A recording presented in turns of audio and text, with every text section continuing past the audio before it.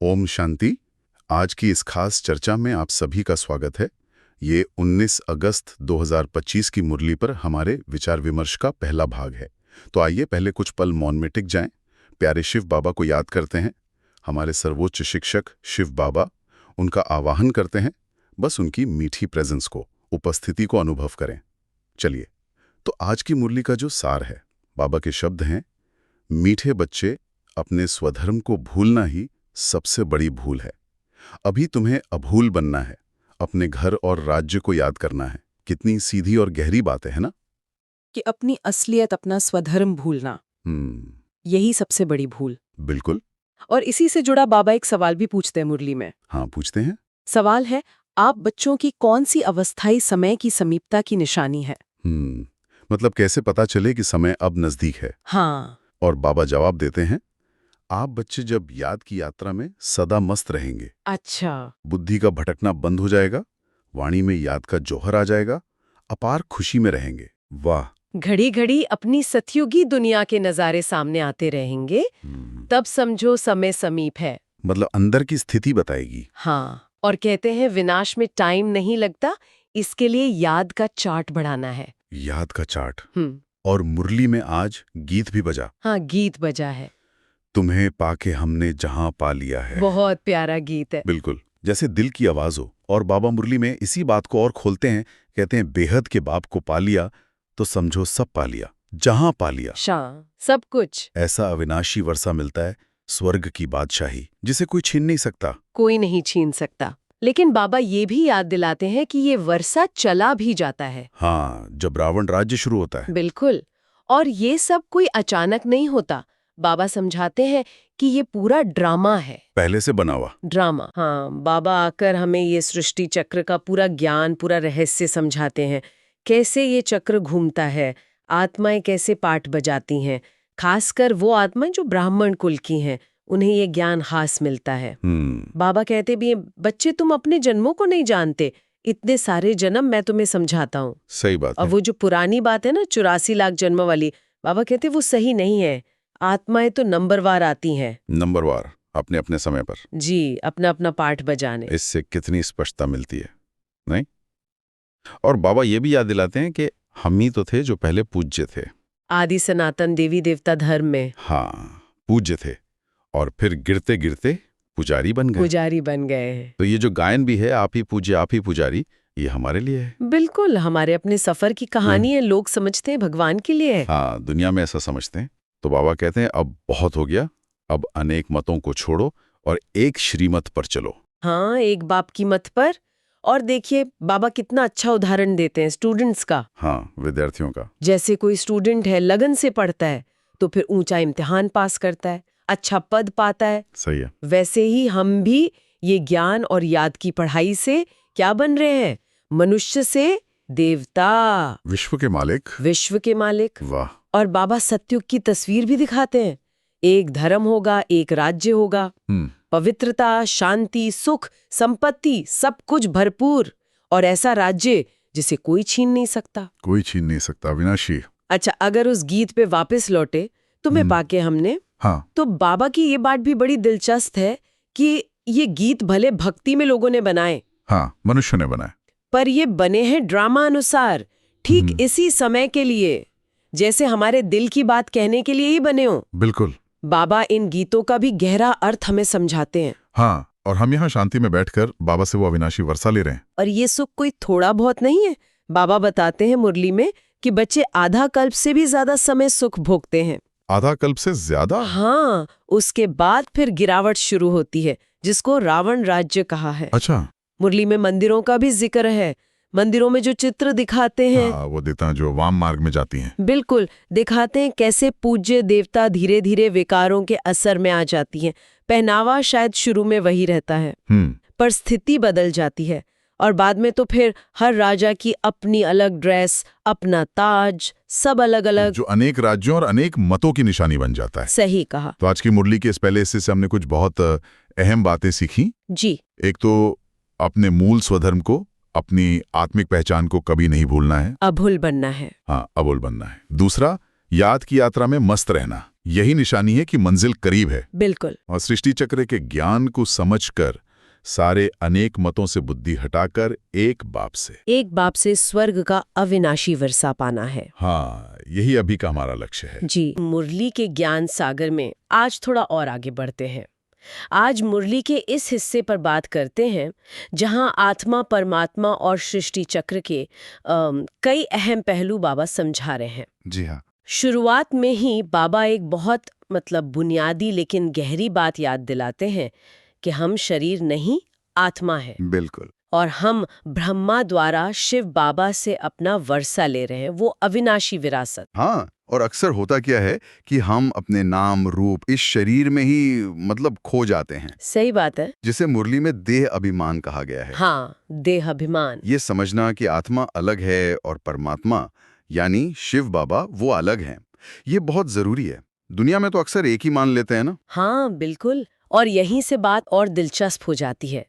बाबा बताते हैं कि हम आत्माएं ही विश्व के मालिक बन रहे हैं, देवी देवता। जी। ये कोई बाद की बात नहीं, ये अभी हो रहा है।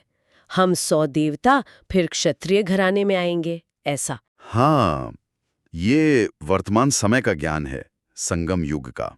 बाबा कहते हैं हम ही पहले देवता बनते हैं, फिर समय के साथ नीचे उतरते हैं, क्षत्रिय और दूसरे वर्णों में आते हैं। अच्छा, तो ये जो 84 जन्मों के चक्र की बात आती है, वो कैसे फिट होती है? क्या सब आत्माएं लेती हैं पूरे 84 जन्म? नहीं, ये बहुत अच्छा सवाल है। मुरली इसको साफ करती है। बाबा बताते हैं कि सभी आत्माएं 84 जन्म नहीं लेती। अच्छा। नहीं सब एक साथ आती हैं इस दुनिया के नाटक में। जैसे जैसे चक्र घूमता है, अलग अलग धर्म अपने अपने टाइम पर आते हैं, उनके फॉलोअर्स भी। हर आत्मा का अपना निश्चित पार्ट है। अभी ये दुनिया पुरानी हो गई है, पतित है, और लक्ष्य है वापस पावन दुनिया। और इसी संगम युग पर बाबा आकर ब्राह्मण संप्रदाय की स्थापना करते हैं, है ना? जी हाँ, बिल्कुल। मुरली में वो विराट रूप के चित्र की भूलों को ठीक करने की बात भी है। उसका क्या मतलब है? हाँ, बाबा ज्ञान देकर पहले ब्राह्मण कुल रचते हैं, जो इस परिवर्तन में मददगार बनते हैं। और विराट रूप का जो चित्र दुनिया में दिखाते हैं ना, हाँ। उसमें शिव को ऊपर दिखा दिया, बाकी सबको नीचे। बाबा उसका सही रहस्य समझाते हैं कि कैसे हम आत्माएं ही पूरे चक्र में पार्ट बजाती हैं और परमात्मा शिव सबसे न्यारे हैं। वो इन चित्रों की मिस्टेक्स को करेक्ट करके हमें अबुल बनाते हैं, मतलब हमारी भूलें मिटाते हैं। ये जानना भी कितना जरूरी है कि शिव बाबा खुद जन्म मरण में नहीं आते। मुरली ये बार बार याद दिलाती है। बिल्कुल, शिव बाबा तो ज्ञान सागर हैं, शांति के सागर हैं। वो जन्म मरण में कैसे आएंगे? सही। वो तो कुछ समय के लिए ब्रह्मा के साधारण तन का आधार लेते हैं, जिसे रथ कहा है मुरली में, और अपने बच्चों को ज्ञान देते हैं, रास्ता दिखाते हैं। हाँ, सुखधाम का और अपने घर परमधाम का भी, आत्माओं का असली घर, और हमारा जीवन श्रेष्ठ बनाते हैं। मुरली कहती है आत्मा का स्वधर्म शांत है, पर इस दुख की दुनिया में शांति कैसे हो, ये समझना है। और ये ज्ञान सिर्फ यहीं तक नहीं, भारत तक ही सीमित नहीं रहेगा। मुरली में आता है कि ये विदेश तक भी फैलेगा। हाँ, बाबा कहते हैं ये ज्ञान धीरे धीरे फैलेगा। फॉरेनर्स भी समझेंगे कि ये सृष्टि चक्र क्या है, कैसे घूमता है, इसकी उम्र कितनी है। अच्छा। वहां भी जो धारणाएं हैं, जैसे क्राइस्ट को गॉड का बच्चा समझना, या ये सोचना कि वो भी पुनर्जन्म लेते लेते अभी शायद तमोप्रधान अवस्था में होंगे, मतलब बेगल बन गए होंगे, ऐसा मुरली में आता है। हाँ, तो इन सब पर मुरली रोशनी डालती है। तो मुरली धर्म स्थापकों के बारे में क्या कहती है, जैसे क्राइस्ट, बुद्ध या और? देखिए, मुरली बहुत स्पष्ट करती है कि हर धर्म स्थापक अपने समय पर आते हैं, अपने धर्म की स्थापना करते हैं। वो महान आत्माएं हैं, पर वो सभी पुनर्जन्म लेते हैं। अच्छा। और चक्र के अंत तक आते आते वो भी तमोप्रधान बन जाते हैं, शक्ति कम हो जाती है। वो सद्गति दाता नहीं है। मतलब मुक्ति, जीवन मुक्ति देने वाले नहीं? जी नहीं, सद्गति दाता सबको दुख से छुड़ाकर शांति धाम और सुख धाम ले जाने वाले केवल एक शिव बाबा हैं। मुरली में तो पूरे विश्व रूपी झाड़ की जड़ जड़ी भूत अवस्था का वर्णन है। मतलब बहुत कमजोर। हाँ, जैसे फाउंडेशन ही हिल गया। बिल्कुल। जो देवी देवता धर्म रूपी फाउंडेशन था, वो जैसे अभी है ही नहीं। तो ये सारी बातें बाबा बच्चों को, मतलब स्टूडेंट्स को बैठकर समझाते हैं। सोचकर ही कितनी खुशी होनी चाहिए कि हम ही वो देवी देवता थे और फिर से बन रहे हैं। बिल्कुल। इसीलिए मुरली में आते हैं ना कि बच्चे यहाँ सत्यनारायण की कथा सुनने आते हैं। हाँ। जिससे नर से नारायण बनेंगे। ये कोई वो पौराणिक कथा नहीं, यह है खुद को बदलने की, नर से नारायण जैसा श्रेष्ठ देवता बनाने की ज्ञान कथा। और जहाँ नारायण होंगे वहाँ लक्ष्मी तो होंगी ही। हाँ हाँ, जरूर। मुरली कहती है लक्ष्मी बनने के लिए कोई अलग कथा नहीं है। अच्छा। जो ज्ञान नर को नारायण बनाता है वही नारी को लक्ष्मी बनाता है, एक ही ज्ञान से। वाह। और ये रोल्स भी बदलते हैं। जो इस जन्म लक्ष्मी बनती हैं, अगले चक्र में नारायण भी बन सकती हैं, नारायण फिर लक्ष्मी। ये परिवर्तन का खेल है। तो आज मुरली के इस भाग से हमने आत्मा का स्वरूप, देह अभिमान से निकलने की जरूरत, 84 जन्मों का वो चक्र, उसकी असलियत समझी। हाँ, और विभिन्न धर्म कब आते हैं, उनकी क्या भूमिका है, और सबसे जरूरी शिव बाबा का जो यूनिक रोल है वो समझा। साथ ही वो सत्यनारायण की कथा का असली मतलब भी समझा, नर से नारायण, नारी से लक्ष्मी बनना। जी, और ये भी कि कैसे धर्म स्थापक भी इस ड्रामा में अपना पार्ट बजाते हुए अंत में शक्तिहीन अवस्था को पाते हैं। मुरली का ज्ञान तो अथाह है, इस पर तो बात चलती ही रहेगी। हाँ, और ये सोचना कि ये साधारण से श्रेष्ठ बनने की यात्रा अभी इसी समय चल रही है, ये अपने आप में एक बहुत गहरा विचार है। इस वाले हिस्से में याद की यात्रा और मन की जो स्थिति है उस पर बाबा ने काफी कुछ बताया है। जी, तो चलिए देखते हैं इसमें क्या खास है। मुरली में ना शुरुआत एक बड़े ही दिलचस्प उदाहरण से होती है, तैरने के एग्जाम्पल से। शिव बाबा ने मुरली में समझाया है, जैसे कोई नया तैराक होता है ना, पानी में उतरता है तो शुरू शुरू में उसे पानी के घुटके लगते हैं, सांस लेने में दिक्कत होती है। हाँ, ठीक वैसे ही जब कोई याद की यात्रा शुरू करता है तो माया के प्रभाव से, दुनिया के आकर्षण, विकार, इनके असर से रुकावटें आती हैं। ये वाकई एक बहुत गहरा रूपक है। शिव बाबा यहाँ माया के प्रभाव को घुटके खाने जैसा बता रहे हैं, लेकिन दिलचस्प बात यह है कि वो इसे एक टेम्पररी स्टेज मानते हैं।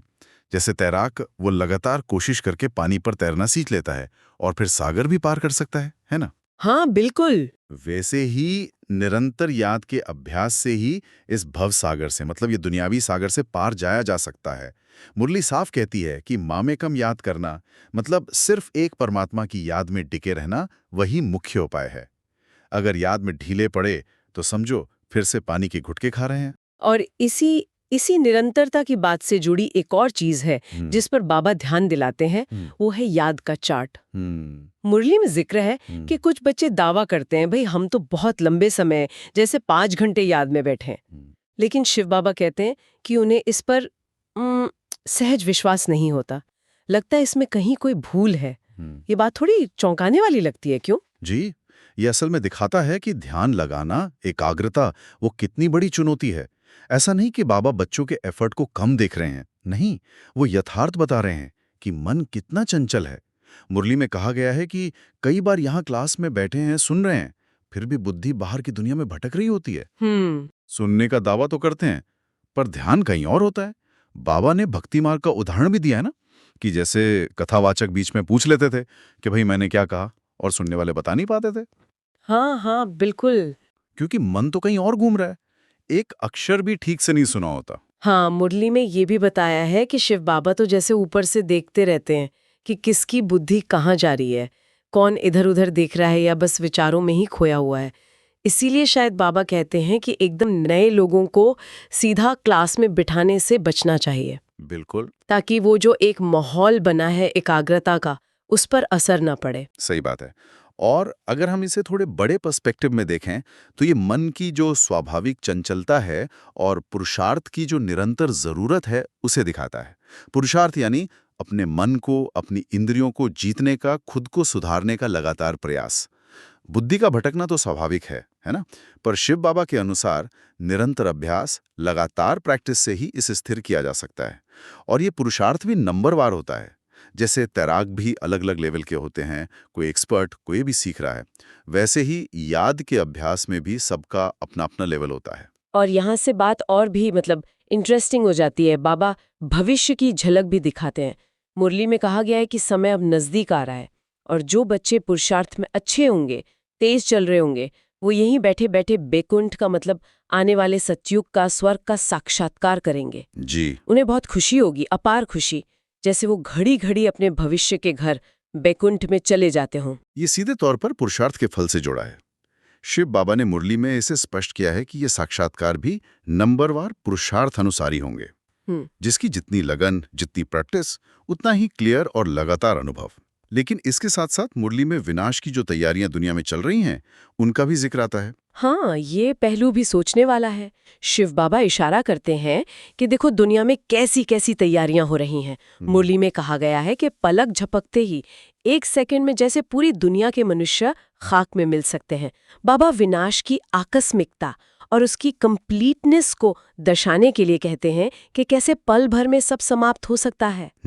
ये शायद समय की गंभीरता और पुरुषार्थ की जो अर्जेंसी है उसको समझाने के लिए है। बिल्कुल। तो मुरली के इस भाग में हमने कई अहम बातें समझी। याद की यात्रा में माया की रुकावटें आएंगी, जैसे तैराक को पानी के घुटके लगते हैं। मन भटकेगा, एकाग्रता एक चुनौती रहेगी, लेकिन निरंतर पुरुषार्थ मतलब अभ्यास और केवल एक परमात्मा की याद से न केवल इन चुनौतियों से पार पा सकते हैं, बल्कि भविष्य में ऊंचा पद और बैकुंठ के साक्षात्कार जैसी प्राप्तियां भी संभव हैं। और साथ ही वर्तमान समय कितना नाजुक है और विनाश कितना करीब है, इसका भी संकेत मिलता है। हाँ, ये अंश वास्तव में एकाग्रता के महत्व, पुरुषार्थ की केंद्रीय भूमिका और समय की पुकार कि अब तैयारी और तेज करनी है, इन सब पर गहराई से सोचने को प्रेरित करता है। हर बिंदु एक दूसरे से जुड़ा हुआ है और आध्यात्मिक यात्रा की एक बहुत साफ तस्वीर पेश करता है। बिल्कुल। शिव बाबा इसमें बता रहे हैं मनुष्य से देवता बनने की पूरी यात्रा। हाँ। और ये जो अभी की दुनिया है और जो सतयुग आएगा, हाँ। उसमें कितना अंतर है। हाँ। तो चलिए शुरू करते हैं फिर। मुरली में बाबा कहते हैं अव्यक्त बाप दादा वो अभी राजधानी स्थापन कर रहे हैं। हाँ। और इस समय कहते हैं कि याद की यात्रा में मस्त रहना बहुत जरूरी है। बिल्कुल। और यहाँ मतलब कितनी जबरदस्त बात है ये कि याद की शक्ति पे कितना जोर है। मुरली में कहा है कि भाई ऐसा जौहर भरना है, ऐसी शक्ति भरनी है याद से कि दृष्टि में वो ताकत आ जाए। दृष्टि में? हाँ, जैसे कोई तीर लग जाए निशाने पर। ये सिर्फ सोचना नहीं है, ये एक शक्ति है। अरे वाह, ये तो बहुत ही मतलब पावरफुल बात है। और जो ज्ञान चाहिए इसके लिए, उसका सागर किसे कहा गया है? वो मुरली में बिल्कुल साफ है। ज्ञान का सागर पतित पावन, वो निराकार परमात्मा शिव बाबा ही हैं। अच्छा। हाँ, वही हैं सोर्स इस सारे ज्ञान के। ठीक है। अब अगर हम इस समय की दुनिया की बात करें, मुरली इसके बारे में क्या कहती है? जैसे शरीरों के बारे में भी कुछ जिक्र है। हाँ, है ना। मुरली ध्यान दिलाती है कि अब तो शरीर भी वो दिन प्रतिदिन तमो प्रधान होते जा रहे हैं। तमो प्रधान मतलब कमजोर, शक्तिहीन। आत्मा की शक्ति कम होती है तो उसका असर शरीर पर भी पड़ता है। पहले आत्मा सतो प्रधान होती है, एकदम प्योर, शक्तिशाली। हाँ। फिर सतो, फिर रजो और अंत में ये तमो प्रधान अवस्था आती है। और इसका असर आजकल जो बच्चे जन्म ले रहे हैं उन पर भी दिखता है। मुरली में ऐसा कुछ है? बिल्कुल। मुरली में उदाहरण भी दिया है कि कैसे इस समय मतलब कलयुग के अंत में बच्चे कई बार शारीरिक कमियों के साथ जन्म लेते हैं। ओह। बीमारियां, कमजोरियां जो सतयुग में तो बिल्कुल नहीं होती, वहां तो सब परफेक्ट होता है। हाँ, सतयुग का वर्णन तो बिल्कुल ही अलग है।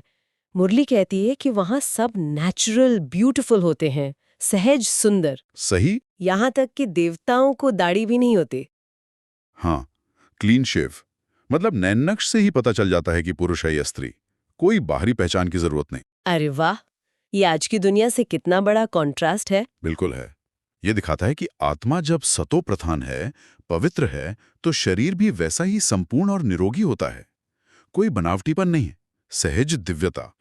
और मुरली ये विश्वास भी दिलाती है कि आगे चलकर बच्चों को बहुत से साक्षात्कार भी होंगे। अच्छा, किस तरह के साक्षात्कार? मतलब उस दैवी दुनिया के अनुभव होंगे और गहरे अनुभव होंगे। तो ये सब जानकर जो ये ज्ञान सुन रहे हैं, चल रहे हैं इस रास्ते पर, उन्हें कैसा लगना चाहिए? मुरली कहती है भाई बच्चों को तो बहुत खुशी होनी चाहिए, अपार खुशी। हाँ।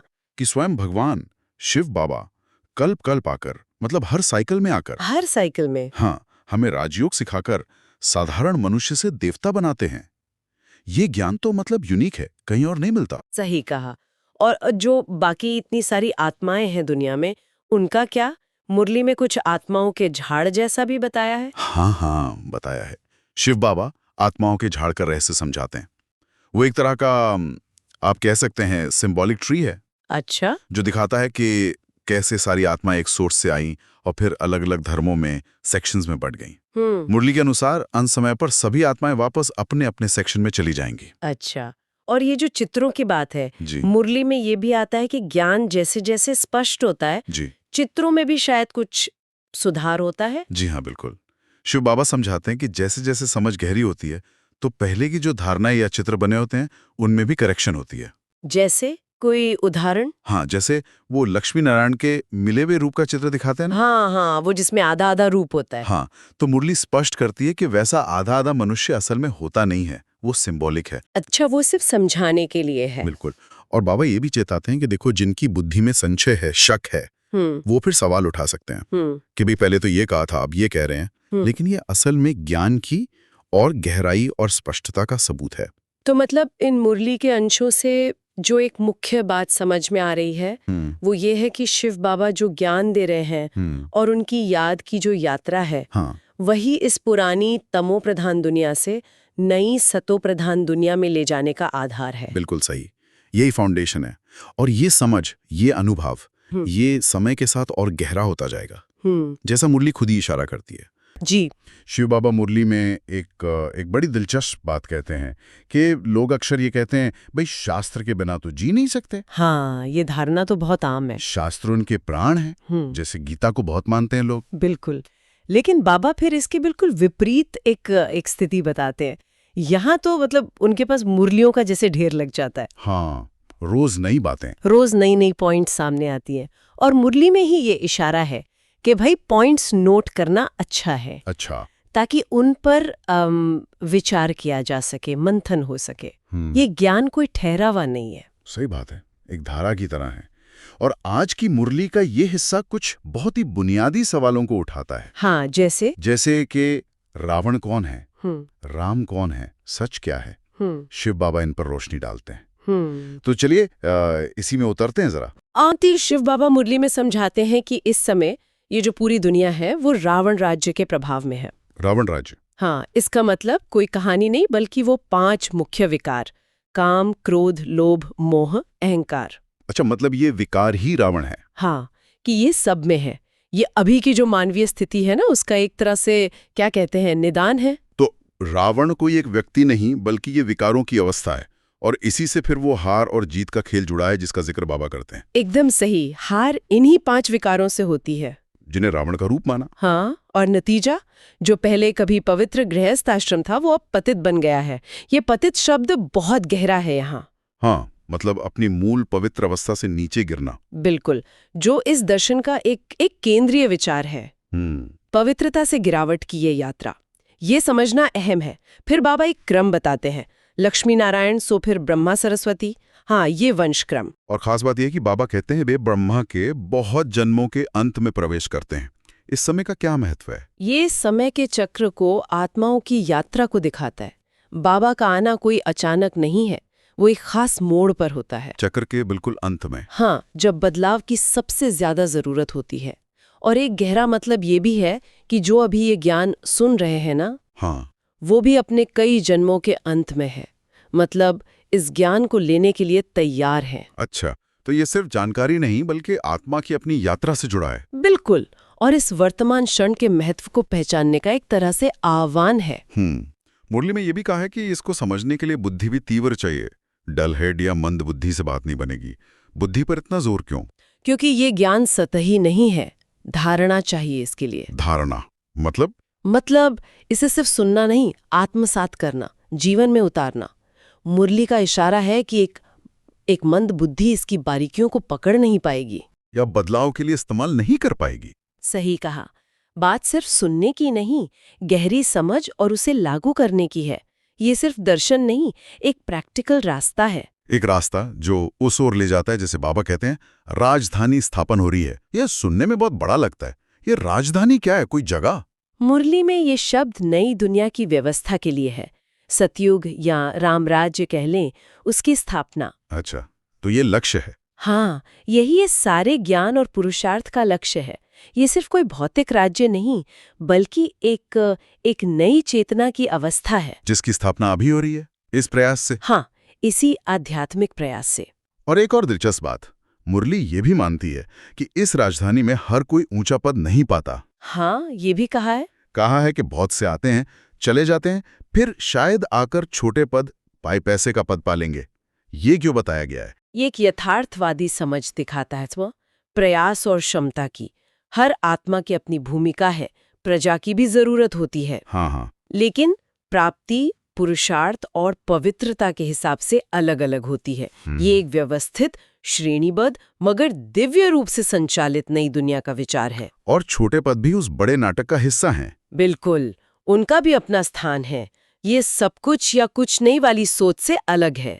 तो मुरली के इस भाग ने हमें आज की दुनिया की हालत, यानी रावण राज्य, फिर आत्मा के जन्मों की यात्रा, हाँ, बाबा के आने का सही समय और ज्ञान, और एक नए पवित्र युग राम राज्य की स्थापना जो चल रही है, उसका एक खाका दिया। हाँ, हमने मूल समस्या यानी रावण राज्य, समाधान का तरीका यानी ज्ञान और धारणा, और अंतिम लक्ष्य यानी नई राजधानी, इन पर बात की। लेकिन जैसा तो हमारा लक्ष्य है शिव बाबा के महत्वपूर्ण मार्गदर्शन को समझना। शिव बाबा ने मुरली में कहा है, मीठे मीठे सिकीलधे बच्चों प्रति मात पिता बाप दादा का याद प्यार और गुड मॉर्निंग। रूहानी बाप की रूहानी बच्चों को नमस्ते। हम रूहानी बच्चों की रूहानी मात पिता बाप दादा को याद प्यार, गुड मॉर्निंग और नमस्ते। शुक्रिया बाबा। अब एक क्षण अनुभव करें। शिव बाबा का वरदानी हाथ मेरे सिर पर है। बाबा के हाथ से शक्तियों की वो लाइट किरणें निकलकर मुझ में समा रही हैं। इन शक्ति की किरणों से मैं आत्मा चार्ज हो रही हूँ, शक्तिशाली बन रही हूँ। मेरा मन शांत हो रहा है। ओम शांति। तो चलिए सबसे पहले देखते हैं धारणा के लिए मुख्य सार क्या है। पहला बिंदु है, सदा इसी नशे में रहना है कि हम अभी यह पढ़ाई पूरी कर मनुष्य से देवता बनेंगे, विश्व के मालिक बनेंगे, और ये भी कि हमारे राज्य में पवित्रता, सुख, शांति सब कुछ होगा, उसे कोई छीन नहीं सकता। हाँ, और यहाँ ये नशा शब्द जो है ये बड़ा दिलचस्प है। ये सिर्फ कोई भावनात्मक स्थिति नहीं है, बल्कि ये एक निरंतर आत्म जागरूकता है। ये समझना कि हम क्या बन रहे हैं और उस लक्ष्य के प्रति पूरी तरह समर्पित रहना। यही गहरी समझ और प्रतिबद्धता हमारे अंदर बदलाव लाती है, उसे शक्ति देती है। बिल्कुल।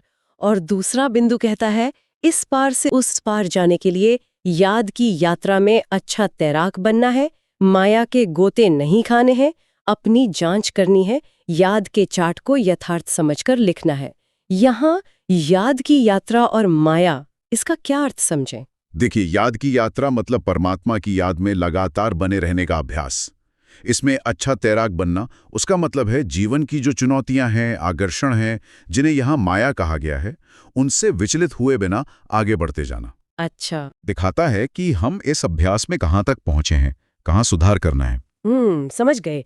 अच्छा, धारणा के इन विचारों को और बल देने के लिए मुरली में एक विशेष वरदान भी है। कहा है, नॉलेजफुल बन, हिम्मत और मदद के विशेष आधार पर पुरुषार्थ में तीव्र गति से आगे बढ़ो। पुरुषार्थ यानी अपने आत्मिक विकास के लिए किया जाने वाला प्रयास, है ना? जी हाँ। इसमें ये नहीं सोचो कि आज नहीं तो कल बदल जाएंगे।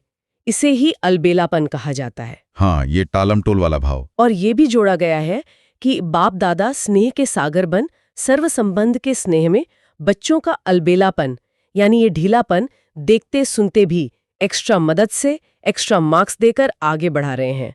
ये तो बड़ी राहत की बात लगती है। हाँ, ये राहत देने वाली बात तो है, पर इसमें एक गहरा संतुलन भी है। देखिए, परमात्म स्नेह और मदद हमेशा उपलब्ध है, ये सच है, लेकिन तेजी से आगे बढ़ने के लिए हमारी अपनी हिम्मत और इस अलबेलेपन का त्याग भी उतना ही जरूरी है। अच्छा। हम सिर्फ मदद के भरोसे बैठकर अपनी कोशिश नहीं छोड़ सकते हैं। ईश्वरीय मदद और हमारी अपनी हिम्मत, वो दोनों मिलकर ही हमें तेज गति से आगे बढ़ाते हैं। सही बात है। और आज का स्लोगन भी कुछ इसी से जुड़ता हुआ लगता है, प्रकृति का दास बनने वाले ही उदास होते हैं, इसलिए प्रकृति जीत बनो। प्रकृति जीत बनना मतलब क्या है ये? प्रकृति जीत बनने का मतलब सिर्फ बाहरी दुनिया या कहें मौसम पर काबू पाना नहीं है। इसका गहरा मतलब है अपनी आंतरिक प्रकृति पर जीत, यानी अपनी कर्मेंद्रियों पर, अपनी पुरानी आदतों पर, स्वभाव संस्कारों पर नियंत्रण पाना। जब हम अपने मन और इंद्रियों के मालिक बन जाते हैं, तब बाहरी परिस्थितियां हमें आसानी से उदास या परेशान नहीं कर पाती हैं। मुरली के अनुसार यही आंतरिक विजय सच्ची और स्थायी खुशी की कुंजी है। अच्छा, और आखिर में कुछ अव्यक्त इशारे भी दिए गए हैं, जैसे सहज योगी बनना है तो परमात्मा प्यार के अनुभवी बनो। सहजयोगी यानी जो योग को सहज और स्वाभाविक रूप से करे, ऐसा। बिल्कुल, बिल्कुल। और इसे समझाने के लिए एक बहुत सुंदर मिसाल दी है। जी। जैसे कोई सागर में समा जाए, तो उसे सागर के सिवा कुछ और नजर नहीं आता। हाँ। वैसे ही बाप यानी सर्वगुणों के सागर की याद और स्नेह में समा जाना, इसे लवलीन स्थिति कहा गया है। लवलीन स्थिति। हाँ, ये परमात्मा के गुणों और प्यार में इतना खो जाना है कि बाकी सब जैसे भूल जाए। तो सिर्फ याद करना नहीं है, बल्कि उस प्यार में पूरी तरह से डूब जाना है। हाँ, बिल्कुल। और यही बात योग को एक मुश्किल कवायद से बदलकर एक सहज आनंददायक अनुभव बना देती है। जी। जब प्यार में लीनता होती है तो प्रयास बोझ नहीं लगता, जी। वो स्वाभाविक हो जाता है। ये परमात्मा के साथ एक गहरे प्रेमपूर्ण संबंध का अनुभव है। तो संक्षेप में देखें, आज की मुरली हमें याद और ज्ञान से खुद को बदलने की प्रेरणा दे रही है। अपनी सुस्ती और टालमटोल अलबेलेपन पर जीत पाने के लिए कह रही है। अपनी आंतरिक प्रकृति का मालिक बनने, प्रकृति जीत बनने और परमात्मा के प्यार में खोकर सहज योगी बनने के लिए प्रेरित कर रही है। बिल्कुल सही। और यहाँ सोचने वाली बात ये रह जाती है कि ये प्रकृति जीत बनने का जो सिद्धांत है, ये हमारे रोजमर्रा के जीवन में कैसे उतरेगा। हम अपनी आदतों और इंद्रियों पर विजय पाने का अभ्यास असल में कैसे कर सकते हैं अपने हर दिन के फैसलों और प्रतिक्रियाओं में। बहुत गहरा प्रश्न है। ओम शांति।